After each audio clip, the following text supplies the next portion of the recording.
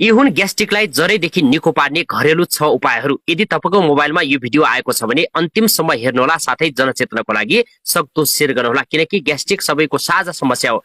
ग्यास्ट्रिकलाई जरैदेखि घरमा नै उपचार कसरी गर्न सकिन्छ त जान्नको लागि एकछिन पुरा भिडियो हेर्नुहोला, साथै जनचेतनाको लागि नछुटाई शेयर पनि गर्नुहोला, किनकि तपाईले गरेको एक शेयरको कारण कसैको ग्यास्ट्रिक चट हुन सक्छ।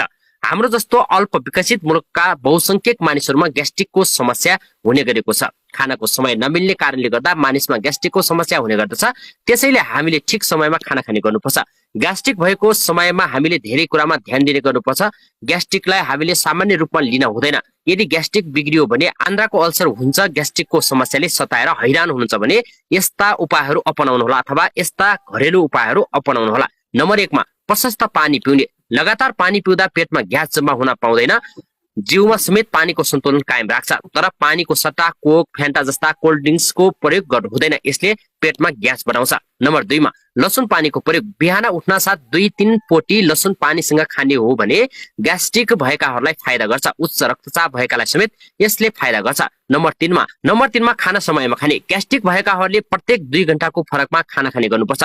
लामो समय केही नखाँदा पेटमा हावा भरेर यसले समस्या उत्पन्न गर्छ। नम्बर 4 मा कागती पानीको प्रयोग। पेटमा धेरै ग्यास भएको अवस्थामा कागती पानी पिउने गर्नुपर्छ, यसले ग्यास हटाउने काम गर्छ र पेट फुल्न दिँदैन।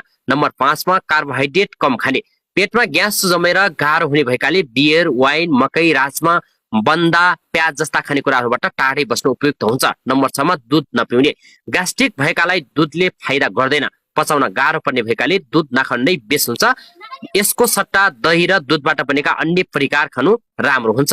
के बार्ने त एकछिन ध्यान दिएर सुन्नुहोला। ग्यास्ट्रिकका कारण धेरैले आजभोलि टेन्सन पाइरहेका हुन्छन्। पेटमा अतिरिक्त अमिलो जम्मा भएपछि ग्यास्ट्रिक हुने गर्छ। ग्यास्ट्रिक बिग्रियो भने अल्सर तथा क्यान्सर पनि हुन सक्छ।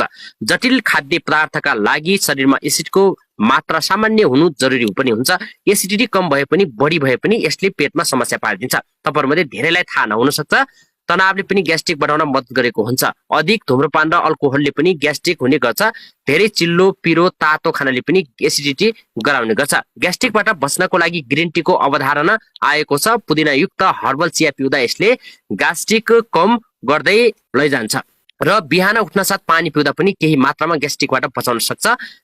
यस्तै समयमा खाना खाने हो भने पनि ग्यास्ट्रिकबाट बच्न सकिन्छ। यदि ग्यास्ट्रिकबाट बच्न चाहनुहुन्छ भने मसला, अचार र तेल भएको खानेकुरा पनि कम खान डाक्टरहरूले सल्लाह दिँदै आएका छन्।